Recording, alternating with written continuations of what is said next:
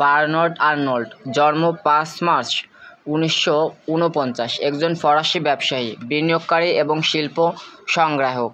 তিনি বিশ্বের বৃহত্তম বিলাসদ্রব্য কোম্পানি LVMH এর প্রতিষ্ঠাতা, চেয়ারম্যান এবং সিইও। ফোর্বস অনুসারে আগস্ট 2024 পর্যন্ত আনুমানিক $180 বিলিয়ন সম্পদসহ আর্নল্ড বিশ্বের অন্যতম ধনী ব্যক্তি। জন্ম 5 মার্চ 1949। আর্নল্ড একটি ধর্মপ্রাণ ক্যাথলিক পরিবারে বেড়ে ওঠেন। তিনি 1971 সালে স্নাতক হয়ে ইকোলে পলিটেকনিকে ইঞ্জিনিয়ারিং নিয়েছিলেন। তিনি তার বাবার কোম্পানি ফেরেট সাভিনেল এ তার কর্মজীবন শুরু করেন, রিয়েল এস্টেটের দিকে মনোনিবেশ করেন, যা বিলাসবহুল সেক্টরে তার ভবিষ্যতের কর্মজীবনের ভিত্তি স্থাপন করে দেয়। বিলাসদ্রব্যের বাজারে আর্নল্ডের প্রবেশ 1984 সালে আর্থিকভাবে সংগ্রামী টেক্সটাইল এবং খুচরা সমষ্টি বুসাক সেইন্ট ফেরোস এর কৌশলগত অধিগ্রহণ দ্বারা চিহ্নিত হয়েছিল, যার মধ্যে মর্যাদাপূর্ণ ফ্যাশন হাউস ক্রিশ্চিয়ান ডিওর অন্তর্ভুক্ত ছিল। তার আক্রমণাত্মক ব্যবসায়িক কৌশলগুলো তাকে দ্য টার্মিনেটর ডাকনাম অর্জন করেছিল, কারণ তিনি ডিওরকে পুনর্জীবিত করেছিলেন এবং লাভের জন্য অন্যান্য সম্পদ বিক্রি করেছিলেন। 1987 সালে তিনি মোয়েড হ্যানেসে এর সাথে লুইস ভুইটনকে একত্রিত করে LVMH লুইস ভুইটন মোয়েড হ্যানেসে বিলাসদ্রব্যের একটি বিশ্বব্যাপী কোম্পানি তৈরিতে গুরুত্বপূর্ণ ভূমিকা পালন করেন। কৌশলগত অধিগ্রহণ এবং বিনিয়োগের একটি সিরিজের মাধ্যমে আর্নল্ড ফ্যাশন, গহনা, ঘড়ি এবং ওয়াচ সহ বিভিন্ন সেক্টরে উল্লেখযোগ্য বৃদ্ধি এবং সম্প্রসারণে তত্ত্বাবধানে LVMHকে বিলাসবহুল শিল্পের একটি প্রধান কোম্পানিতে পরিণত করেছে। আর্নল্ডের প্রভাব LVMH এর বাইরেও বিস্তৃত। ওয়েব কোম্পানিতে বিনিয়োগ এবং জনহিতকর প্রচেষ্টা, বিশেষ করে শিল্পকলায় তিনি উল্লেখযোগ্য রিয়েল এস্টেট এবং ইয়ট উদ্যোগের সাথে জড়িত ছিলেন। তার নেতৃত্বে LVMH ইউরোজোনে বাজার মূলধনের দ্বারা বৃহত্তম কোম্পানিতে পরিণত হয়েছে।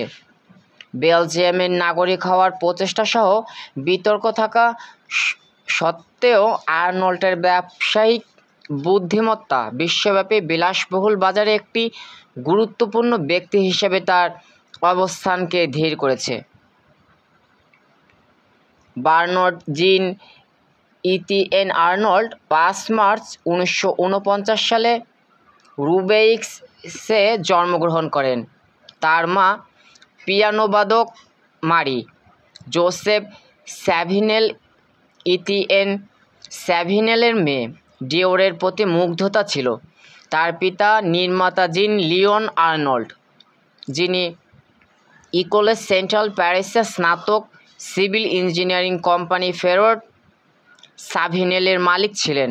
তার ধর্মপ্রাণ ক্যাথলিক দাদির দ্বারা কঠোর ক্যাথলিক অভারগেন শৈলীতে বেড়ে ওঠা, আর্নল্ড শৈশবে ক্লাসিক্যাল পিয়ানো পাঠ গ্রহণ করেন এবং ক্যাথলিক স্কুলে শিক্ষিত হন। রুবেইক্সের লাইসি ম্যাক্সেন্স ভ্যান ডের মেশ এবং লিলিতে লাইসি ফাইদারবে, যিনি বোর্ডারদের নিয়ে যান এবং তাদের গ্র্যান্স ইকোলেসের জন্য প্রস্তুতি করেন। 1971 সালে তিনি ফ্রান্সের নেতৃত্বস্থানীয় ইঞ্জিনিয়ারিং স্কুল ইকোল পলিটেকনিক থেকে স্নাতক হন। 1971 সালে তারা স্নাতক হওয়ার পরপরই আর্নল্ড তার বাবার কোম্পানিতে কাজ শুরু করেন। 3 বছর পর তিনি তার বাবাকে কোম্পানির ফোকাস রিয়েল এস্টেট স্থানান্তর করতে রাজি করার পর ফেরেট সাভিনেল শিল্প নির্মাণ বিভাগ বিক্রি করে এবং তার নাম পরিবর্তন করে ফেরিনেল রাখা হয়। একটি টেক্সটাইল কোম্পানির অধিগ্রহণ এবং তার সদর দপ্তর স্থানান্তরের পরে কোম্পানিটি রিয়েল এস্টেট শাখার নাম পরিবর্তন করে জস ভি গ্রুপ রাখে। রিয়েল এস্টেট সম্পত্তিগুলোর পরে কোম্পানিও জেনারেল ডেস ইউয়াক্স সিজিই এর কাছে বিক্রি করা হয়। অবশেষে নেক্সটিটি হয়ে ওঠে। আর্নল্ড তার কর্মজীবন শুরু করেন 1971 সালে ফেরড স্যাভিনেলে এবং 1954 থেকে 1984 সাল পর্যন্ত তিনি এর সভাপতি ছিলেন। 1984 সালে আর্নল্ড তখন একজন তরুণ রিয়েল এস্টেট ডেভেলপার। শুনেছিলেন যে ফরাসি সরকার কাউকে বেছে নেবে বোসাক সেন্ট ফেরোস সাম্রাজ্য দখল করুন, একটি টেক্সটাইল এবং খুচরা সমষ্টি যার মালিক খ্রিস্টিয়ান ডিওর। আর্নল্ড বারহেইমের সাহায্যে ল্যাজার্ড ফেরোসের একজন সিনিয়র অংশীদার আর্নল্ড একটি বিলাসবহুল পণ্য কোম্পানি ফাইন্যান্সিয়ার আগাসে অংশগ্রহণ করেন। তিনি ফাইন্যান্সিয়ার আগাসে এর সিইও হন এবং পরবর্তীকালে বোসাক সেন্ট ফেরোস এর জন্য বিডিং যুদ্ধে জয়ী হন। একটি আনুষ্ঠানিক এক ফ্রাঙ্কের বিনিময়ে দলটিকে কিনে নেন এবং কার্যকরভাবে বোসাক সেন্ট ফেরোস এর নিয়ন্ত্রণ নেন। আর্নল্ড বোসাক কেনার পর তিনি 2 বছরে 9,000 কর্মী ছাঁটাই করেন। তারপরে তিনি দ্য টার্মিনেটর ডাকনাম অর্জন করেন। তিনি কোম্পানির প্রায় সমস্ত সম্পদ বিক্রি করে দিয়েছিলেন, শুধুমাত্র ক্রিশ্চিয়ান ডিওর ব্র্যান্ড এবং লেবন মার্চের ডিপার্টমেন্ট স্টোর রেখেছিলেন। 1987 সাল নাগাদ কোম্পানিটি আবার লাভজনক হয় এবং 1.9 বিলিয়ন রাজস্ব প্রবাহে 112 মিলিয়ন আয় বুক করে। তিনি 1987 সালে LVMH গঠনের জন্য মোয়েট হ্যানেসে এর সিইও এলাইন চেভালিয়ার এবং লুইস ভুইটনের প্রেসিডেন্ট হেনরি রেকামিয়ার এর সাথে কাজ করেছিলেন। 1988 সালের জুলাই মাসে আর্নল্ড গিনেস এর সাথে একটি হোল্ডিং কোম্পানি গঠনের জন্য 1.6 বিলিয়ন প্রদান করে, যেটি LVMH এর 24% শেয়ার ছিল। লুই ভিটন গ্রুপ একটি অবরুদ্ধ সংখ্যালঘু গঠনের জন্য LVMH এর স্টক কিনছে এমন গুজবের প্রতিক্রিয়ায় আর্নল্ড LVMH এর 13.5% বেশি কিনতে 600 মিলিয়ন খরচ করে, তাকে LVMH এর বৃহত্তম শেয়ার হোল্ডার করে তোলে। LVMH এই প্রেক্ষিতে তৈরি করা হয়েছিল যে একটি একক প্রতিকূল আক্রমণকারীর জন্য দলটি খুব বড় হবে। যাই হোক, ভিত্তিটি অভ্যন্তরীণ দখলের প্রচেষ্টাকে বিবেচনায় নিতে ব্যর্থ হয়েছে। লুই ভিটনের প্রেসিডেন্ট হেনরি জাকামিয়ারের থেকে আর্নল্ড কৌশলগত দৃষ্টিভঙ্গি ভিন্ন হওয়ার সময় দোষটি উপেক্ষা করার মতো বড় হয়ে ওঠে। জানুয়ারি 1989 সালে তিনি LVMH এর মোট 43.5% শেয়ার এবং এর 35% ভোটের অধিকারের নিয়ন্ত্রণ পেতে আরও 500 মিলিয়ন খরচ করেন। এইভাবে তিনি অবরুদ্ধ সংখ্যালঘু পর্যন্ত পৌঁছান, যা LVMH গ্রুপের ভাঙন বন্ধ করার জন্য তার প্রয়োজন ছিল। তারপর তিনি রাকামিয়ারকে চালু করেন, তাকে তার ক্ষমতা থেকে সরিয়ে দেন এবং তাকে পরিচালনা পর্ষদ থেকে বহিষ্কার করেন। 13 জানুয়ারি 1989 তারিখে তিনি সর্বসম্মতিক্রমে নির্বাহী ব্যবস্থাপনা বোর্ডের চেয়ারম্যান নির্বাচিত হন। নেতৃত্ব গ্রহণের পর আর্নল্ড একটি উচ্চাভিলাষী উন্নয়ন পরিকল্পনার মাধ্যমে কোম্পানির নেতৃত্ব দেন। এটিকে লুইস বিশাল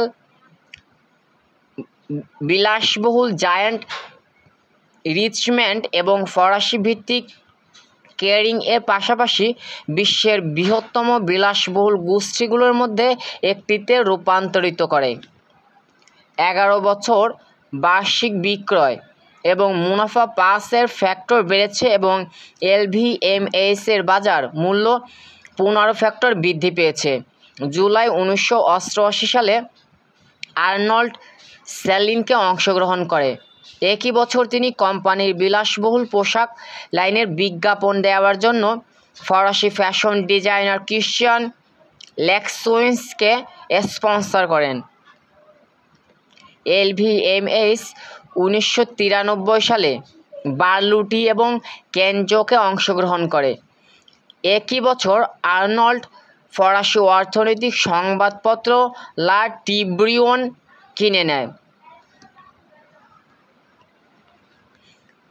তার 150 মিলিয়ন ইউরো বিনিয়োগ সত্ত্বেও লা ট্রিবিউন কখনোই কাঙ্ক্ষিত সাফল্য অর্জন করতে পারেনি এবং 240 মিলিয়ন ইউরোতেও একটি ভিন্ন ফরাসি অর্থনৈতিক সংবাদপত্র লেস ইকোস কেনার জন্য নভেম্বর 2007 সালে এটি বিক্রি করে। এলভিএমএইচ পারফিউম ফার্ম জিওরলিন অংশগ্রহণ করে। 1996 সালে আর্নল্ড লোউইকে কিনে নেয়। এরপর 1997 সালে মার্ক জ্যাকবস এবং জেসফরা আরও 5টি ব্র্যান্ডকেও এই গ্রুপে একত্রিত করা হয়। 1999 সালে টমাস পিঙ্ক, 2000 সালে এমিলিও পুচি এবং এফএনওয়াইডি এবং 2001 সালে লা সামারিটাইন। 1990 দশকে আর্নল্ড মার্কিন যুক্তরাষ্ট্র এলভিএমএইচ এর উপস্থিতি পরিচালনার জন্য নিউ ইয়র্কে একটি কেন্দ্র গড়ে তোলার সিদ্ধান্ত নেয়। তিনি এই প্রকল্পের তত্ত্বাবধানের জন্য ক্রিশ্চিয়ান ডি পোর্ট জাম্পারকে বেছে নিয়েছিলেন। ফলাফল হলো এলভিএমএইচ টাওয়ার, যেটি 1999 সালের ডিসেম্বরে খোলে। সেই বছরই আর্নল্ড একটি ইতালীয় চামড়াজাত পণ্য কোম্পানি গুচ্চির দিকে নজর দেন, যেটি টম ফোর্ড এবং ডোমিনিকো ডি সোল দ্বারা পরিচালিত হয়েছিল। শনাক্ত হওয়ার আগে তিনি বিচক্ষণতার সাথে কোম্পানিটির 5% শেয়ার সংগ্রহ করেছিলেন। গুচি প্রতিকূলভাবে প্রতিক্রিয়া জানিয়েছিল এবং এটিকে ক্রিপিং টেক ওভার বলে অভিহিত করেছিলেন। তখন আর্নল্ড তার অংশীদারিত্ব 34.4% উন্নীত করে, যখন তিনি জোর দিয়েছিলেন যে তিনি একজন সমর্থনকারী এবং অপ্রত্যায়িত স্টেকহোল্ডার হতে চান। ডি সোল প্রস্তাব করেছিলেন যে বোর্ডের প্রতিনিধিত্বের বিনিময়ে আর্নল্ড গুচিতে তার অংশীদারিত্ব বৃদ্ধি করা বন্ধ করবে, তবে আর্নল্ড এই প্রস্তাব প্রত্যাখ্যান করেন। ডি সোল একটি ফাঁকি আবিষ্কার করেছিলেন যা তাকে শুধুমাত্র বোর্ডের অনুমোদনের সাথে শেয়ার ইস্যু করার জন্য অনুমতি দেয় এবং এলভিএমএইচ কেনা প্রতিটি শেয়ারের জন্য তিনি তার কর্মচারীদের জন্য আরও বেশ কিছু তৈরি করেন। এভাবে আর্নল্ডের অংশীদারিত্ব কমিয়ে দেন। 2001 সালের সেপ্টেম্বরে একটি নিষ্পত্তি হওয়া পর্যন্ত লড়াই চলে। আইনি রায়ের পর এলভিএমএইচ তার শেয়ার বিক্রি করে এবং 700 মিলিয়ন লাভ নিয়ে চলে যায়। 1998 সালে ব্যবসায়ী আলবার্ট ফেয়ারের সাথে আর্নল্ড ব্যক্তিগত ক্ষমতায় শ্যাটো চেভাল ব্লাঙ্ক কিনেছিলেন। এলভিএমএইচ 2009 সালে আর্নল্ডের শেয়ারের অংশগ্রহণ করে গ্রুপের অন্যান্য ওয়াইন সম্পত্তি এ যোগ দেওয়ার জন্য। 1998 থেকে 2001 পর্যন্ত আর্নল্ড তার হোল্ডিং ইউরোপাথওয়েব এর মাধ্যমে বো.কম, লিবার্ট সার্ফ এবং জে ব্যাংকের মতো বিভিন্ন ওয়েব কোম্পানিতে বিনিয়োগ করেছে। গ্রুপ আর্নল্ডও 1999 সালে নেটফ্লিক্সে বিনিয়োগ করেছিল। 2007 সালে ব্লু ক্যাপিটাল ঘোষণা করেছে যে আর্নল্ড ফ্রান্সের বৃহত্তম সুপারমার্কেট খুচরা বিক্রেতা এবং বিশ্বের দ্বিতীয় বৃহত্তম খাদ্য বিতরণকারী। ক্যারিফোরের 10.69% ক্যালিফোর্নিয়ায় সম্পত্তি সংস্থা কলোনি ক্যাপিটালের সাথে যৌথভাবে মালিকানাধীন। 2008 সালে তিনি ইয়ট ব্যবসায় প্রবেশ করেন এবং 253 মিলিয়ন ইউরোতে প্রিন্সেস ইয়ট কিনেছিলেন। পরবর্তীকালে তিনি প্রায় একই পরিমাণে রয়্যাল ভ্যান ল্যান্ড শিপইয়ার্ডের নিয়ন্ত্রণ নেন। 2010 থেকে 2013 পর্যন্ত আর্নল্ড মালয়েশিয়ান 1MDB ফান্ডের উপদেষ্টা বোর্ডের সদস্য ছিলেন।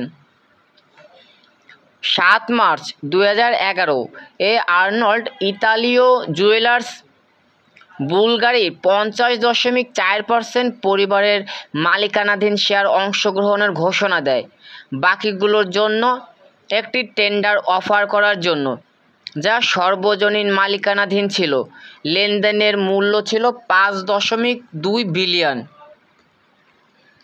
2011 সালে আর্নল্ড এল ক্যাপিটাল এশিয়া প্রতিষ্ঠার জন্য 641 মিলিয়ন বিনিয়োগ করেছিলেন। 7 March 1913 a national business daily report করেছে যে মাঝারি দামের পোশাক ব্র্যান্ড কিউডিএ বেইজিং এ আর্নল্ড এর private equity farm LCC capital Asia এবং চীনা পোশাক কোম্পানি জিনহে কো লিমিটেড এর সহায়তায় স্টোর খুলবে। ফেব্রুয়ারি 2014 সালে আর্নল্ড ইতালীয় ফ্যাশন ব্র্যান্ড মার্কো ডি ভিনসেন্জোর সাথে একটি যৌথ উদ্যোগে প্রবেশ করে ফার্মের 45% অংশীদারিত্ব নিয়েছিল। 2016 সালে LVMH অ্যাপারেল গ্রুপের কাছে DKNY বিক্রি করে।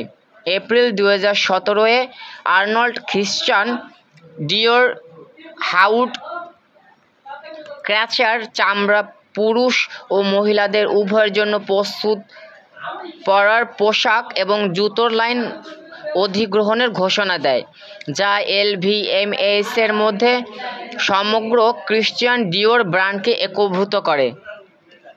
জানুয়ারি 2018 এ মধ্যে আর্নল্ড কোম্পানিটিকে 2017 সালে 42.6 বিলিয়ন বিক্রির রেকর্ডের নেতৃত্ব দিয়েছিল, যা আগের বছরের তুলনায় 13%, কারণ সমস্ত বিভাগ শক্তিশালী পারফরম্যান্সে পরিণত হয়েছিল। একই বছর নিট মুনাফা 29% বৃদ্ধি পেয়েছে।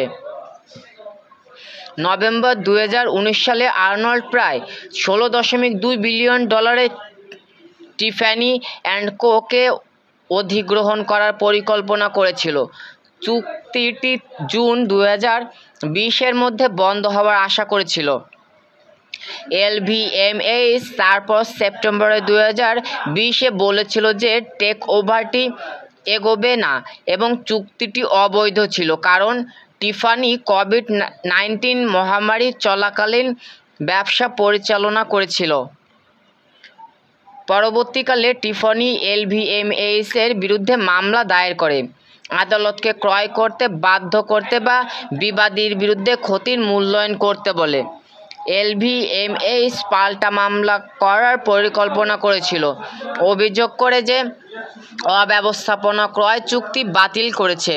সেপ্টেম্বর 2020 এর মাঝামাঝি সময়ে একটি নির্ভরযোগ্য সূত্র ফোর্বসকে বলেছিল যে টিফানি ক্রয় বাতিল করার জন্য আর্নল্ডের সিদ্ধান্তের কারণটি ছিল সম্পূর্ণ আর্থিক। টিফানি মহামারী চলাকালীন $32 মিলিয়ন আর্থিক ক্ষতির সত্ত্বেও শেয়ার হোল্ডারদের মিলিয়ন লভ্যাংশ প্রদান করেছিল। আর্থিক রেকর্ডের পরীক্ষা করার পর আর্নল্ড আবিষ্কার করে যে টিফানি ইতিমধ্যেই কিছু $70 মিলিয়ন পরিশোধ করেছে। যার সাথে 2020 সালের নভেম্বরে অতিরিক্ত 70 মিলিয়ন প্রদান করা হবে। এলভিএমএইচ দ্বারা জারি করা একটি বিবৃতিতে মহামারী চলাকালীন টিফানি অব্যবস্থাপনাকে দায়ী করা হয়েছে এবং দাবি করা হয়েছিল যে এটি নগদ পুড়িয়েছে এবং ক্ষতির প্রতিবেদন করেছে। 2020 সালের অক্টোবরের শেষের দিকে টিফানি এবং এলভিএমএইচ মূল টেকওভার প্ল্যানে সম্মত হয়েছিল, যদিও প্রায় 16 বিলিয়নের সামান্য কম দামে। উপরে উল্লেখিত চুক্তি থেকে 2.6% এর সামান্য হ্রাস। নতুন চুক্তি এলভিএমএইচ দ্বারা শেয়ার প্রতি প্রদত্ত পরিমাণে 135 এর মূল মূল্য থেকে 131.50 কমিয়েছে। এলভিএমএইচ 2021 সালের জানুয়ারিতে টিফানি কেনাকাটা সম্পূর্ণ করে। আর্নল্টের নেতৃত্বে এলভিএমএইচ ইউরোজোনে বাজার মূলধনের দ্বারা বৃহত্তম কোম্পানিতে পরিণত হয়েছে। মে 2021 পর্যন্ত 313 বিলিয়ন ইউরো একটি ব্যবসায়িক কৌশল হিসেবে এই ব্যবস্থাপনাগুলোর ফলস্বরূপ টিফানি এর মতো এলভিএমএইচ ছাতার অধীনে ব্র্যান্ডগুলোতে এখনও তাদের ইতিহাস সহ স্বাধীন সংস্থা হিসেবে দেখা হয়। আর্নল্ড বলেছিলেন যে লুই ভিটন এবং ডিওরের মতো ব্র্যান্ডগুলি সফল কারণ তাদের এই দুটি দিক রয়েছে যা পরস্পর বিরোধী হতে পারে। তারা নিরবধি এবং তারা আধুনিকতার সর্বোচ্চ স্তরে রয়েছে। 1973 সালে আর্নল্ড অ্যান ডেভা ভ্রিননকে বিয়ে করেন। একসাথে তাদের দুটি সন্তান ছিল, ডেলফাইন এবং অ্যান্টোইন। 1990 সালে তারা আলাদা হয়ে যায়। 1991 সালে তিনি কানাডিয়ান বংশোদ্ভূত কনসার্ট পিয়ানোবাদক হেলেন মার্সিয়াকে বিয়ে করেন। তাদের 3 ছেলে, আলেকজান্ডার, ফ্রেডেরিক এবং জিন। আর্নল্ড এবং মার্সিয়ার প্যারিসে থাকেন। আর্নল্ডের 4টি নাতি-নাতনি রয়েছে। 2 জন তার ছেলে আর্নল্ডের এবং 2 জন তার মেয়ে ডেলফাইনের কাছ থাকে। 5টি সন্তান, ডেলফাইন, আলটয়েন, আলেকজান্ডার, ফ্রেডেরিক এবং জিন। তার ভাইঝি স্টেফানি ওয়াকিন আর্নল্ডের সাথে আর্নল্ড দ্বারা নিয়ন্ত্রিত ব্র্যান্ডগুলোতে অফিসিয়াল ভূমিকা রয়েছে। আলেকজান্ডার হলেন টিফানি অ্যান্ড কো এর ইভিপি, ফ্রেডেরিক হলেন এলভিএমএইচ ঘড়ির সিইও এবং জিন হলেন লুই ভিটনের ওয়াচ মেকিং, মার্কেটিং অ্যান্ড ডেভেলপমেন্টের পরিচালক। 2010 সাল থেকে আর্নল্ডের মেয়ে ডেলফাইন টেলিকমিউনিকেশন এবং প্রযুক্তি শিল্পে সক্রিয়। একজন ফরাসি বিলিয়নিয়ার ব্যবসায়ী জেভিয়ের নীলের সাথে রয়েছেন। 1 জানুয়ারি 2023 থেকে কার্যকর। ডেলফাইন হলেন বিলাসবহুল ব্র্যান্ড ডিওরের প্রধান নির্বাহী কর্মকর্তা। 1999 সালের এপ্রিলে আর্নল্ডকে প্রথম ফ্যাশনে সবচেয়ে ধনী ব্যক্তি হিসেবে বিবেচনা করা হয়েছিল। জারার আমানসিও ওর্তেগাকে টপকে একই বছর তিনি বেলজিয়াম ভিত্তিক একটি হোল্ডিং কোম্পানি পিলিনভেস্ট স্থাপন করেন। পিলিনভেস্টের মাধ্যমে আর্নল্ড এগাছে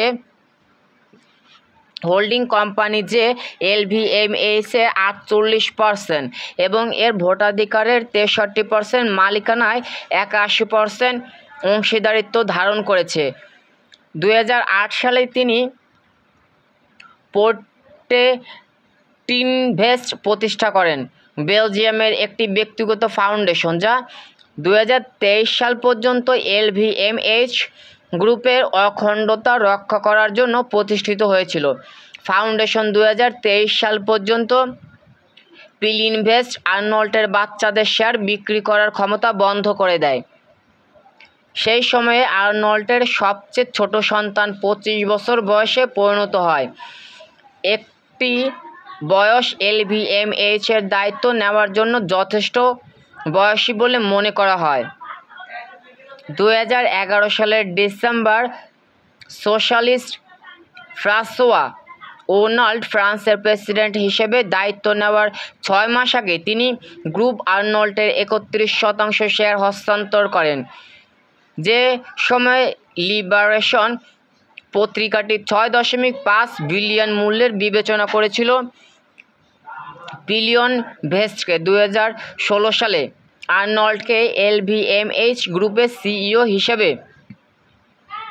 7.8 মিলিয়ন দেওয়া হয়েছিল। জুলাই 2009 সালে আর্নল্ড বিশ্বের দ্বিতীয় ধনী ব্যক্তি হয়ে ওঠেন, যার মোট মূল্য 103 বিলিয়ন। আর্নল্ড সংক্ষিপ্তভাবে জেফ বেজোসকে ছাড়িয়ে ডিসেম্বর 2019 সালে বিশ্বের সবচেয়ে ধনী ব্যক্তি হয়ে ওঠেন এবং আবার 2020 সালের জানুয়ারিতে অল্প সময়ের জন্য বিলাসবহুল পণ্য বিক্রি কমে গেছে। 5 আগস্ট 2021-এ আর্নল্ড বিশ্বের সবচেয়ে ধনী ব্যক্তির মর্যাদা পুনরুদ্ধার করে। তার মোট মূল্য 198.4 বিলিয়নে বেড়ে যায়। চীন এবং এশিয়ার অন্যান্য অংশে এলভিএমএইচ এর বিলাসবহুল পণ্যের বিক্রি বেড়ে যাওয়ায় এটি ঘটেছে। তিনি ফোর্বসের বিলিয়নিয়ারদের তালিকায় বার্নার্ড আর্নল্ড ও পরিবার হিসেবে তালিকাভুক্ত।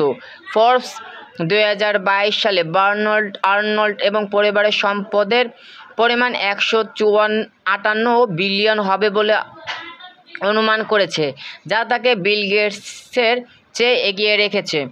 2022 সালে আর্নল্ড দীর্ঘমেয়াদে এলভিএমএইচ এর উপর পারিবারিক নিয়ন্ত্রণ নিশ্চিত করার জন্য এগাছে এর আইনি কাঠামো সোসাইটাস ইউরোপিয়া এসই থেকে যৌথ স্টক অংশীদারিত্বের পরিবর্তন করে।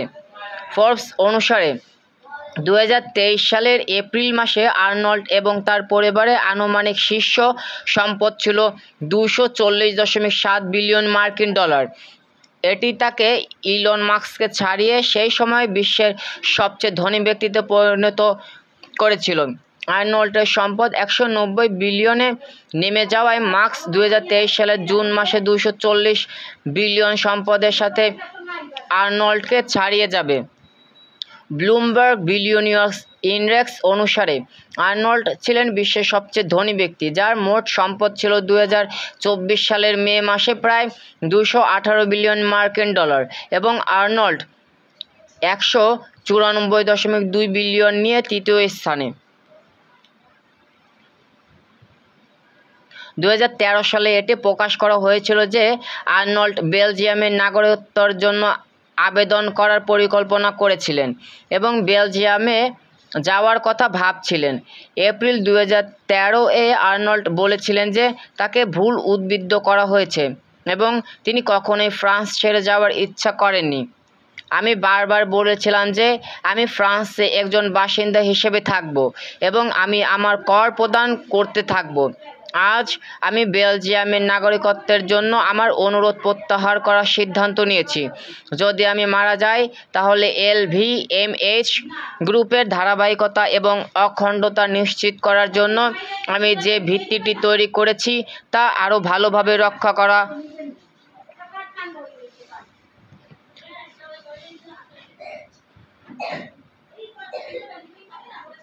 আর্নল্ড 70M 230 ফিট রূপান্তরিত গবেষণা জাহাজ অ্যামাডিয়াস এর মালিকানা ছিল, যা 2015 সালের শেষের দিকে বিক্রি হয়েছিল। তার বর্তমান 101.5 মিটার 333 ফিট ইয়ট সিম্ফনি নেদারল্যান্ডে ফ্রেডশিপ দ্বারা নির্মিত হয়েছিল। 2022 সালের অক্টোবরে আর্নল্ড বলেছিলেন যে একজন টুইটার ব্যবহারকারী তার ফ্লাইটগুলো ট্র্যাক করতে শুরু করার পরে এলভিএমএইচ তার ব্যক্তিগত জেট বিক্রি করেছে এবং বলেছে যে সে তার ব্যক্তিগত এবং ব্যবসায়িক ফ্লাইটের পরিবর্তে ব্যক্তিগত বিমান ভাড়া করা শুরু করেছে। বিমানটি ছিল একটি বম্বার্ডিয়ার গ্লোবাল 7500, যা GVMA নিবন্ধিত ছিল। Thanks for watching this video. Please subscribe on my YouTube channel.